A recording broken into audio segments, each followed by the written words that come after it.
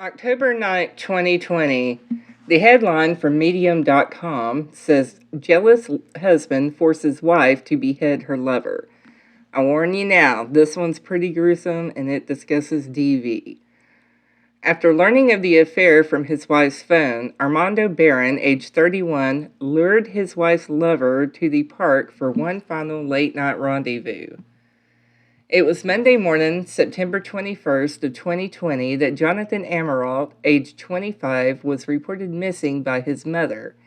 He had last been seen 2 days earlier on Saturday, September 19th.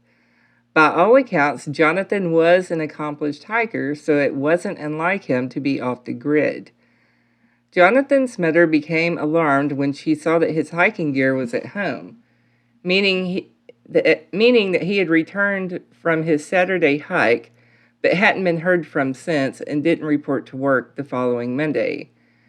The Keene Police Department conducted a welfare check to Jonathan's home, but found no sign of Jonathan or his Subaru Impreza. Police contacted Jonathan's work, Teleflex Medical, in neighboring Jaffrey, New Hampshire, who confirmed that he had not reported for work that day. Jonathan's employers informed police that a close co-worker of Jonathan's, Brittany Barron, age 31, had also not shown up for work that day.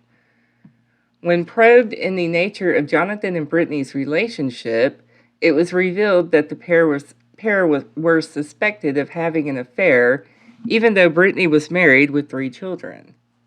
Who was Jonathan? Jonathan's last Instagram post on September 7, 2020, two weeks before his disappearance, detailed his 37-mile weekend hike of Mount Nancy and what he captioned the preeminent hike up East Sleeper. Just a casual weekend hike. He was quite the adventurous hiker, completing 66 of the region's 67 hikes over 4,000 feet. He was also one hike away from completing the 100 highest peaks in New England. According to Jonathan's personal Facebook page, last year he became a homeowner at the ripe young age of 24. Once Keene police learned that Jonathan Amirault and Brittany Barron were involved in a relationship, they decided to visit Brittany's listed address in Jaffrey, New Hampshire, a 30-minute drive from Jonathan's home in Keene. Where was Brittany? The police arrived and were surprised to find Brittany wasn't home. Her mother-in-law answered the door and informed police that her son Armando Barron, age 30, and his wife Brittany Barron, 31, had gone hiking in northern New Hampshire and she was watching the children. Sergeant Stephen Slopper with the New Hampshire State Police called Armando, who told Sergeant Slopper that he had not seen his wife since last Saturday night into early Sunday morning. He claimed that he had dropped Brittany off on the side of the road around 2 a.m. Sunday, citing marital issues. According to Armando, Brittany was insistent on camping with her friends. He admitted that they had been fighting that night, and to clear his head, he had driven to Errol, New Hampshire, which was 3.5 hours away. As police worked to find Jonathan and now Brittany, a more sinister scene was beginning to unfold. When police acquired access to Jonathan's cell records, they discovered that his cell phone last pinged in his hometown of Keene, then in Jaffrey on Saturday night. The last 2 numbers he called were Brittany's home and his workplace, Teleflex Medical. But where was Brittany? A tragic ending. It was only 1 day after Jonathan was reported missing and 3 days since he had last been seen that Brittany was arrested in Errol for a camping violation. On Tuesday, September 22nd, 2 hunters called the New Hampshire Fish and Game to report an illegal campsite, since they had told her multiple times over the past few days that she could not camp in that area. When the two conservation officers approached Brittany to remove her from the area, they noticed heavy bruising on her neck and face. As she began to walk away from the campsite with the officers, she reportedly told them, "I'm in big trouble." The officers noticed a vehicle under a tarp, which had been partially obscured. Upon inspection, it was confirmed to be Jonathan Amaralt's missing Subaru Impreza. The car had been pulled up into a washout area to avoid attention and was feebly covered with sticks and a tarp. It was clear to the responding officers that Brittany had been guarding the car. She was armed with a 9mm Walther pistol in a fanny pack. In removing Brittany from the campsite, the conservation officers noted a second tarp near the water, bundled in the shape of a body. Now suspicious, the officers handcuffed Brittany and called for authorities. New Hampshire State Police Detective Jay O'Leary arrived first on the scene and saw that it was obvious the head had been removed from the body. The body of Jonathan Amaralt. His head was found nearby in a shallow grave. The assistant deputy medical examiner noted that it appeared the head had been sawed off. What led up to the killing? It's unclear how long the affair was going on, but we can tell from Brittany's LinkedIn profile that she worked for Teleflex from 2014 up to the time of Jonathan's disappearance. Jonathan began working at Teleflex in January of 2017. Looking at Brittany's public Facebook post, I can only tell that in 2017 she seemed to be married to Armando with two beautiful little girls, maybe between the ages of 3 and 8. Nothing seems out of the ordinary. Regardless of how long the affair had been going on, it was enough to prompt Armando to look through his wife's phone on Saturday, September 19, 2020. According to police reports, upon finding the affair with her coworker Jonathan Amaralt, Armando flew into a rage, beating Brittany and even putting a gun in her mouth so forcefully that it chipped her tooth. Armando then strangled Brittany until she passed out. It's clear from Brittany's mugshot that she was violently assaulted.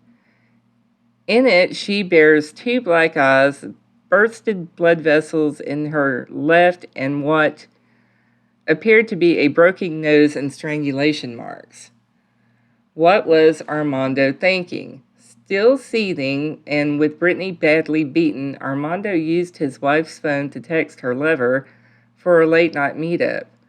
Armando lured Jonathan to Annette State Forest in Jaffrey, 35 miles from Jonathan's home in Keene.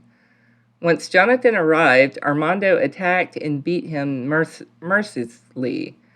Armando ordered Brittany to shoot her lover, even posing her with the gun. But Brittany was unable to pull the trigger. She was then told to step on Jonathan's neck, but she could not bring herself to apply force. Armando then instructed Brittany to slit Jonathan's wrist. She complied, but did not apply enough force to kill him. When Brittany could not kill her lover, Armando placed Jonathan in the back seat of his own Subaru Impreza, climbed into the front seat, and turned and shot him, twice in the chest and once in the head. The worst deed was done, and yet Armando was just beginning to unravel. With no real plan, Armando commanded Brittany to get into their shared home and pack as if she was going camping for a week. After she had packed, Armando instructed her to drive Jonathan's car with his body still inside to a campsite in Errol, to a place they had camped many times. It was nearly 200 miles north. Armando planned to follow behind in his Jeep and indicated to Brittany that once the sun came up the next morning, he would forgive her. The couple stopped near their final destination to buy supplies: 2 tarps, lighter fluid, cleaner, and a shovel. Once at the campsite, Armando demanded that Brittany behead Jonathan to prevent identification through dental records. Brittany did as she was instructed, using a saw they found at the campsite. She then finished the job with a smaller blade. Brittany then wrapped his head and buried it in a shallow grave. Jonathan's autopsy showed bruising on his head and inside of his mouth, along with a shoe impression on one side of his face. The cause of death was a gunshot to the head. After the couple had buried Jonathan's head, Armando told his wife to wrap the body in the remaining tarp and start digging a grave. He then left to make some calls. Armando drove to Jonathan's hometown of Keene to send messages from Jonathan's cell phone. Armando presented himself to Jonathan to Jonathan's mother, who informed him that the police were looking for Brittany but had yet to find her. It's unclear whether Jonathan's mother was aware she was talking with someone other than her son. Whatever the response, it seems that this interaction sent Armando into a panic. He went back to the campsite where Jonathan's body, head, and car were still located, picked up Brittany, and drove her to an area with cell service. He had Brittany call her friends and supposedly her work during this time to say that she would be leaving for a while. She mentioned to her friends that she couldn't see Jonathan anymore and that she needed time away from Armando. After attempting to cover their tracks with calls from Jonathan and Brittany's phone, the couple destroyed Jonathan's cell phone and scattered the pieces out of Armando's Jeep. That Monday, September 21st, the day Jonathan was reported missing, Armando took Brittany back to their campsite where Jonathan's car and body both remained unattended to. Armando stated that he was going home and that Brittany had until Friday to dispose of Jonathan's body.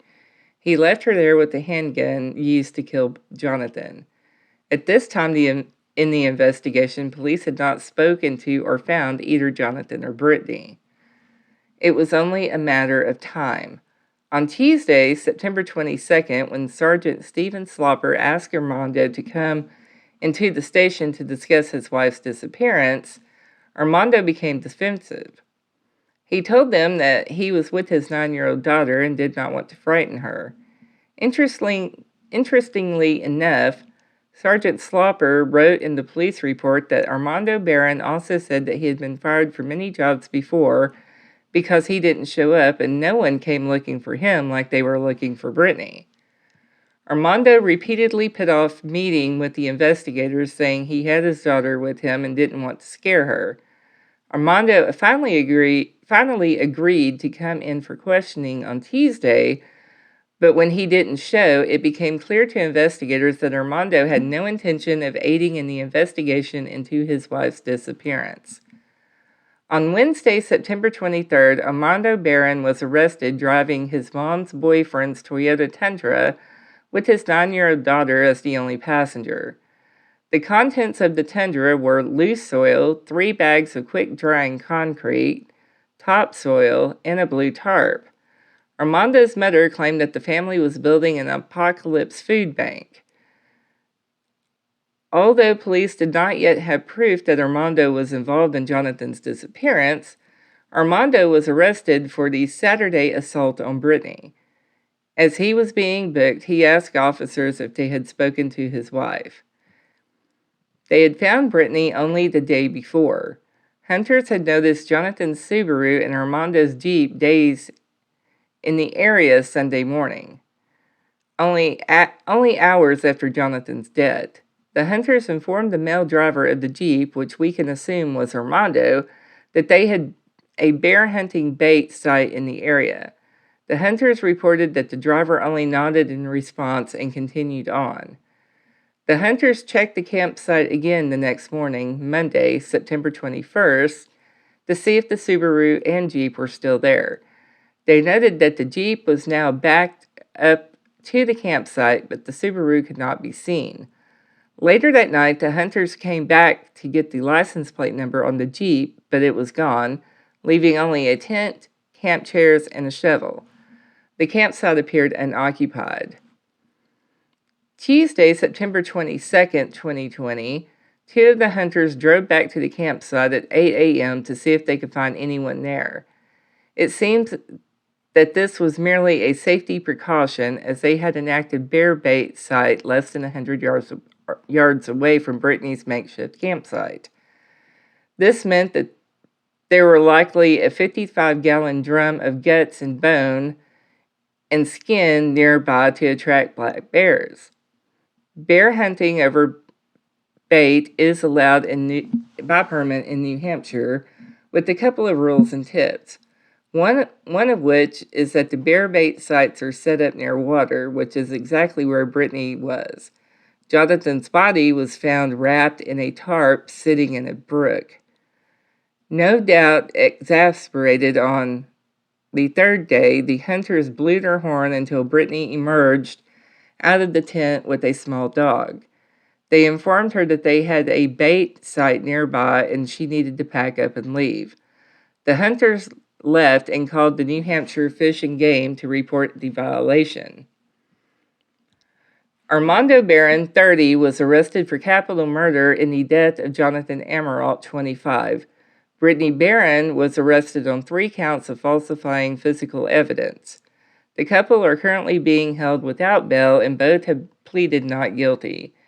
New Hampshire did away with the death penalty last year in 2019, adjusting the punishment for capital murder charge from capital punishment to life in prison. In memory of Jonathan. At the time of his death, Jonathan Amirault had climbed 99 of the New England's 100 highest peak, along with 66 of the area's 67 hikes over 4,000 feet. Campbell's Hump in Duxbury, Vermont, was the last remaining milestone and, in a beautiful moment of kismet, would serve to complete both categories. This past week, friends of Jonathan, 18 people in total, completed the 6.5-mile hike in honor of the avid hiker. One of Jonathan's closest friends, David Dupree Wilson, spoke to the local paper about Jonathan's love of hiking. His shoes were kicking me in the head or swinging around and hitting me in the face, he remembered. I took that as Jonathan being frustrated that I wasn't going as fast as he would have liked. It kind of felt like he was there with us climbing. Now, Jonathan Amirault's worn trail shoes sit at their final resting place.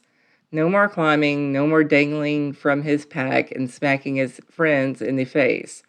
Jonathan's shoes sit at the summit of Campbell's Hump, complete in their journey. The only sanctuary worthy of him, the last peak. So both Brittany and Armando were arrested. Now we fast forward to April 14th of 2022, and the headline says, "Woman to be released on parole in New Hampshire decapitation case."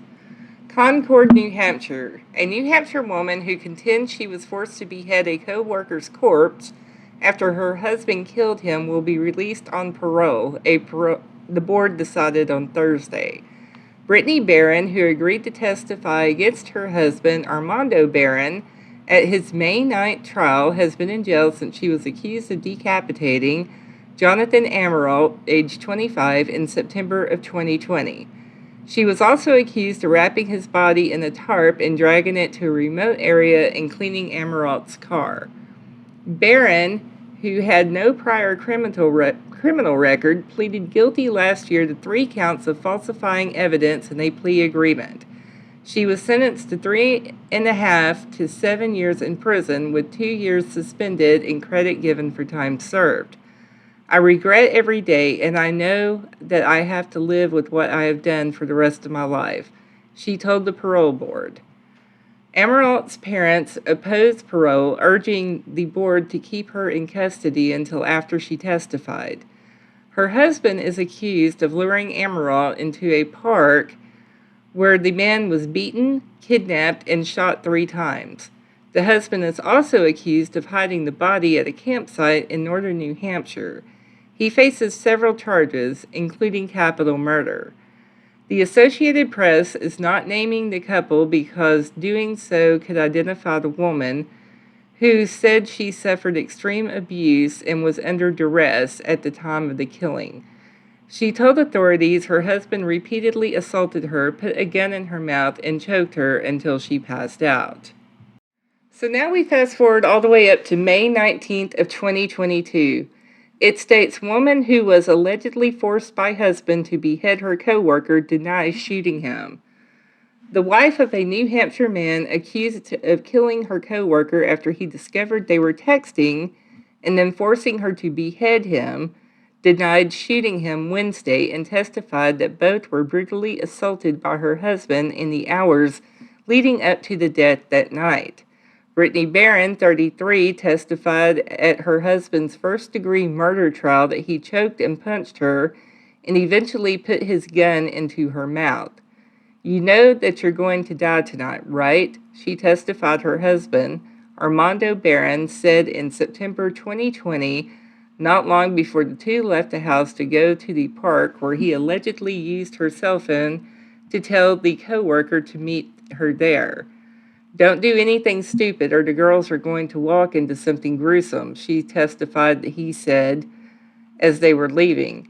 He had sent the couple's 3 young children to go to their grandmother's home next door. On the way to the park, he reads the text out loud and striking her after finishing each one, she said. Brittany, who asked the prosecutor in the King courtroom to address her by her maiden name, which is Mitchell, also testified that just a week earlier she told Armando she no longer loved him and wanted a divorce. When he heard that, he grabbed her throat and started choking her, saying, "Are you serious?" She denied early in her testimony that she was the one who shot Jonathan Amirault, as a defense lawyer argued during opening statements on Tuesday. She pointed to her husband as the shooter, and I'm going to insert a little bit of her testimony right here. We're going to message your little boyfriend. Brittany Barron testified Wednesday about the plot her husband laid out in September of 2020 to lure Jonathan Amirault to a park. Armando Barron allegedly used her phone to message him. At one point, he stomps on his face. Brittany described a relentless assault when the 25-year-old engineer arrived, and then the moment Armando allegedly forces her to join in. Kill him. Do it. Shoot him. What did you tell him back? No.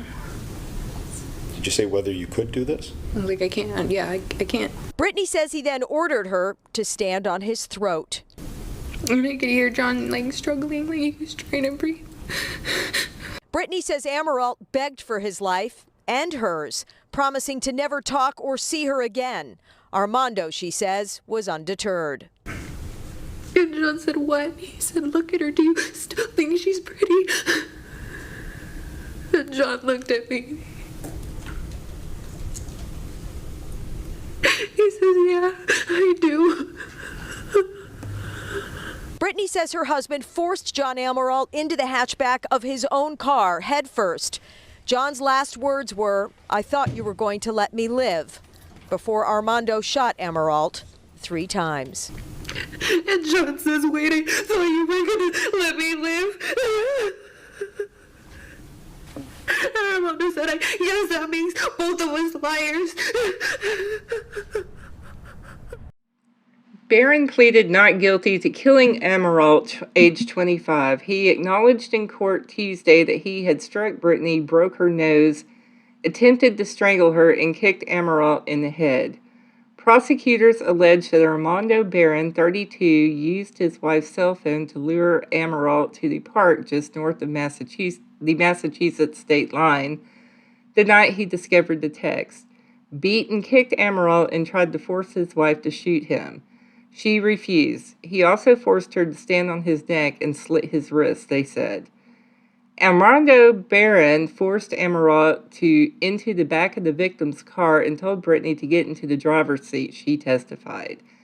At one point, he left him alone, she said. There was a machete inside, and Brittany testified that Amirault told her to pick it up and kill her husband, but she said no. I wasn't going to test him, she said. She said Armando eventually got into the car and shot Amirault 3 times. Barron had his wife drive the car back to their home in Jaffrey to pack some supplies, and he followed in the couple's car.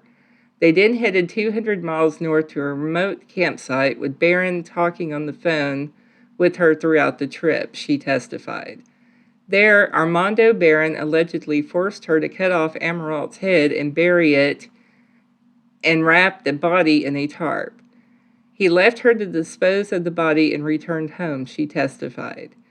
He said that we need to cut off his head so that there would be no dental records of the body, Brittany testified, saying she used a saw brought from home.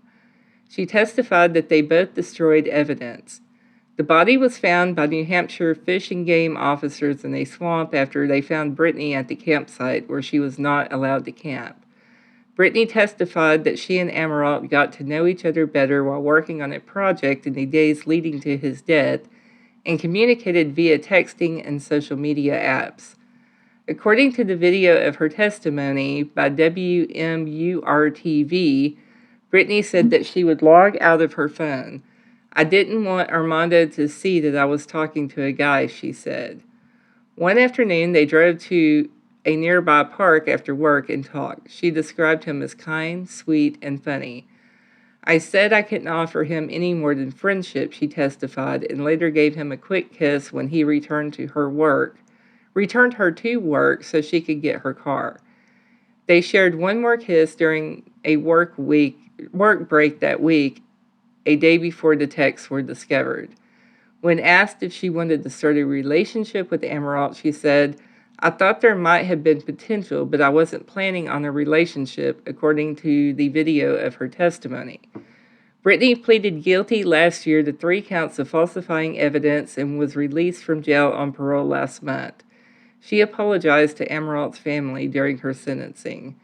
The Associated Press had not been naming the couple in order not to identify Brittany Barron, who she said suffered extreme abuse. Through her lawyer, she recently agreed to the use of her name. And that's all that I have on this. I think the trial's still going. I'm sure this Armando guy is I hope he does a lot of time in jail.